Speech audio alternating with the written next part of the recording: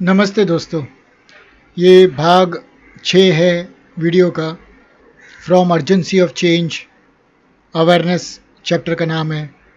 फिर से आपको बताना चाहूँगा कि आपको पहले के 5 वीडियोस देखने होंगे इस वीडियो पे आने के पहले, क्योंकि यहाँ पर कंटिन्यूएशन में बातचीत हो रही है कृष्णमूर्ति जी का ऑडियंस के साथ। ऑडियंस में से फिर से सवाल आता है, is there any other kind of awareness? क्या और भी कोई दूसरे किस्म की का अवेयरनेस है?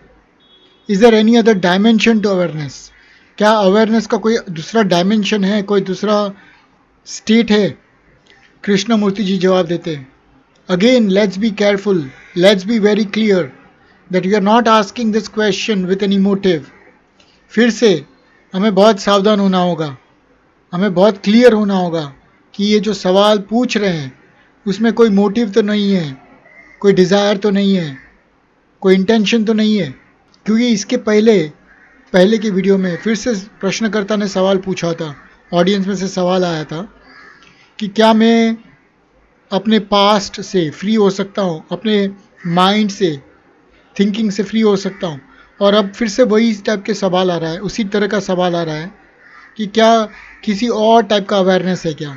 तो इसमें कृष्णमूर्ति जी इमीडिएटली अलर्ट होके बोल रहे हैं कि अभी इसमें फिर से बहुत सावधान हो जाना चाहिए कि इसमें कोई इंटेंशन छुपा है क्या इस सवाल के पीछे। If there is a motive we are back in the trap of condition response. अगर इसके पीछे कोई मंशा है, कोई इच्छा है, तो फिर से हम इस ट्रैप में फंस गए, इस कंडीशन रिस्पॉन्स के ट्रैप में फंस गए हैं। When the observer is wholly silent, not made silent, there is surely a different quality of awareness coming into being. अब वो बहुत ब्यूटीफुल स्टेटमेंट कहते हैं, जब ऑब्जर्वर पूरी तरह से शांत है, उसको शांत नहीं किया गया है किसी भी तरह से, कोई दबाव से या कोई रीज़न से, कोई लॉजिक से, वो ऑब्जर्वर या मी खुद को शांत कर रहा है, वैसा नहीं। वो अपने आप शांत हो जाता है, तब एक अवेयरनेस का एक डिफरेंट टाइप ऑफ क्वालिटी आती है अवेयरनेस में। वो अवेयरनेस खुद से आता है, लाना नहीं पड़ता है, वो आता नहीं है अवेयरनेस, वो वहीं पे है वो अवेयरनेस। और वो क्वालिटी ऑफ अवेयरनेस वो दिखाई देता है। एक होता है कि हम अवेयरनेस ला रहे हैं हमारे अंदर, और दूसरा है अवेयरनेस अपने आप आता है। जब वो कब आता है, जब हम ऑटोमेटिकली हम दिस कंडीशन रिस्पॉन्स जो है वो शांत हो जाता है, तब ये ऑटोमेटिकली ये अवेयरनेस आता है अंदर से। फिर से क्वेश्चन आता है, what action could there possibly be in any circumstances without the observer? What question और व्हाट एक्शन? ये सवाल भी बहुत ब्यूटीफुल सवाल है और एकदम जायज़ सवाल है। क्वेश्चन है कि अगर ऑब्जर्वर ही नहीं है तो किस तरह का एक्शन आएगा? कोई भी सर्कमस्टेंसेस हो, अगर ऑब्जर्वर ही नहीं है तो सवाल, क्वेश्चन ही नहीं आएगा, कोई एक्शन ही नहीं होगा, कोई क्रिया ही नहीं होगी। तो किस एक्शन, किस क्वेश्चन की बात कर रहे हैं आप? ये बहुत बहुत अच्छा सवाल है। कृष्णमूर्ति जी कहते हैं, again are you asking this question from this side of the river और is it from the other bank? एक एनोलॉजी दिया है नदी के किनारे का। आप इस तट से बात कर रहे हो या उस तट से बात कर रहे हो? कहाँ से बात कर रहे हो? मतलब आप कंडीशन रिस्पॉन्स से बात कर रहे हो या आप जागरूकता के स्टेट से बात कर रहे हो, जो नेचुरल अवेयरनेस है उससे बात कर रहे हो आप? If you are on the other bank you will not ask this question. अगर आप पार हो चुके हो, अपने आप परे जा चुके हो, आप अवेयरनेस की स्थिति में हो, तो कोई सवाल ही नहीं आएगा। If you are on that bank your action will be from that bank. अगर आप उस तरफ हो, दूसरी तरफ हो, तो आपके एक्शंस भी उसी तरफ से आएंगे। एक पहली में बात कर रहे हैं Krishnamurti ji. So there is an awareness of this bank, bank मतलब नदी का किनारा। So there is an awareness of this bank with all its structure. अभी नदी का किनारा मतलब मी, या फिर प्योर ऑब्जर्वेशन की बात कर रहे हैं, प्योर अवेयरनेस की बात कर रहे हैं। So there is an awareness of this bank with all its structure, its nature, and all its trap. And to try to escape from the trap is to fall into another trap. अगर किसी भी तरह से ये जो मी है, जो past है, जो कंडीशन रिस्पॉन्स है, अगर वो एस्केप करना चाहता है या किसी भी तरह का सवाल आता है, तो कृष्णमूर्ति जी बेसिकली यही करना चाहते हैं कि सवाल तो ख़त्म होंगे, होने ही चाहिए, होने ही होंगे। आप जैसे ही सवाल करोगे तो वो कंडीशन रिस्पॉन्स से आएगा, तो आप दूसरी तरफ चले गए, आप बैंक की दूसरी, आप इस तरफ आप प्योर अवेयरनेस में नहीं हो। आपने रिलेशनशिप बना दिया, आपने डिवीजन ला लिया, आपने कॉन्ट्रडिक्शन पैदा कर दिया है, एक घर्षण आ गया है, एक डिस्टर्बेंस आ गया है, और फिर से हम एक ट्रैप में फंस गए। And what deadly monotony there is in all that. और ये बहुत खतरनाक एक तरीके का साइकिल है जिसमें हम फंस जाते हैं। Awareness has shown us the nature of the trap and therefore there is the negation of all traps, so the mind is now empty. Awareness से, जो हमारा प्योर अवेयरनेस है, जो एक साथ में होता है, इंस्टेंटली होता है, चार भागों में नहीं, पेड़ को देखना, फिर हमारे कंडीशन रिस्पॉन्स को देखना, फिर हमारे सवालों को देखना, इस तरह से नहीं। जब हम इन सारे ट्रैप्स को निगेट करते हैं, इनको नकारते हैं नेचुरली, स्वाभाविक रूप से, तो ऑटोमेटिकली माइंड जो है वो एम्प्टी हो जाता है। ये कृष्णमूर्ति जी का कहना है। प्रैक्टिकली बहुत डिफ़िकल्ट है। प्रैक्टिस, अभ्यास, कांस्टेंट अवेयरनेस की सख्त ज़रूरत है, और हम में से ज़्यादातर लोगों के पास समय ही नहीं है, या समय भी है, ऐसा नहीं कि समय नहीं है, समय भी है बहुत सारे हमारे पास, हर वक्त समय है, पर हम देखना नहीं चाहते। हमारा माइंड किसी और चीज़ में खो जाना चाहता है। हम कोई वीडियोस देखने लग जाएंगे यूट्यूब पे, या किसी और चीज़ में हमारे माइंड को हम डिस्ट्रैक्ट करना चाहेंगे, क्योंकि हम खुद के साथ नहीं रह सकते, मोस्ट ऑफ अस, क्योंकि हमें डर लगता है, हम बोर हो जाते हैं। एक्चुअली एक बड़ा कॉन्ट्रडिक्शन है कि हम हमारे माइंड के जो थॉट्स है उसमें पूरे दिन हम उस थॉट के साथ खेलते रहते हैं, उस थॉट के साथ रहते हैं।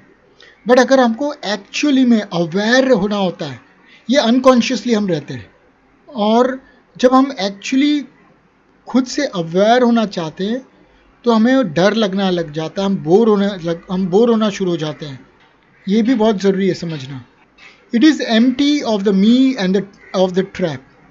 कहते हैं माइंड जो है वो मी से खाली हो जाता है, मी नहीं रहता उसमें, और सारे जो कंडीशन ट्रैप्स है वो सारे ख़त्म हो जाते हैं। This mind has a different quality. अब वो डिस्टिंग्विश कर रहा है, अभी वो कह रहा है कि दो तरह के माइंड है। एक माइंड जो कंडीशन माइंड है, और दूसरा माइंड है जो नॉन कंडीशन है, जिसमें कोई तरह का रिएक्शन नहीं है, वो स्वाभाविक रूप से प्योर अवेयरनेस है उसमें। This mind has different quality, a different dimension of awareness.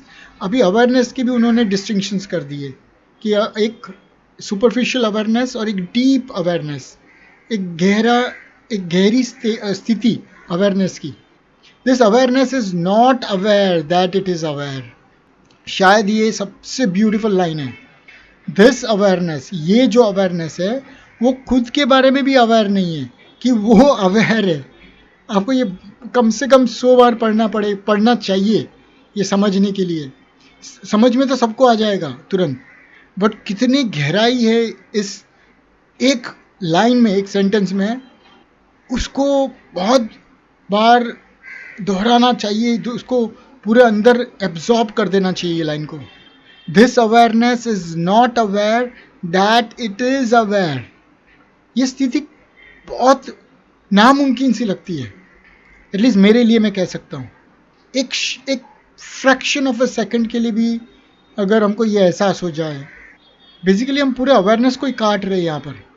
फिर क्वेश्चनर पूछते हैं, my God this is too difficult, ये बहुत मुश्किल है। खुद प्रश्नकर्ता बोल रहे हैं, you are saying things that seem true, that sound true, but I am not there yet. यही सेम चीज़ मैं भी कह रहा हूँ कि बहुत अच्छा लगता है ये सुनने को, ऐसा लगता है ये सच है, और ये हो भी सकता है सच, और ये है सच, फिर भी मैं इसको कॉम्प्रीहेंड नहीं कर पा रहा हूँ, मैं इसको समझ नहीं पा रहा हूँ, मैं यहाँ पे पहुँच ही नहीं पा रहा हूँ।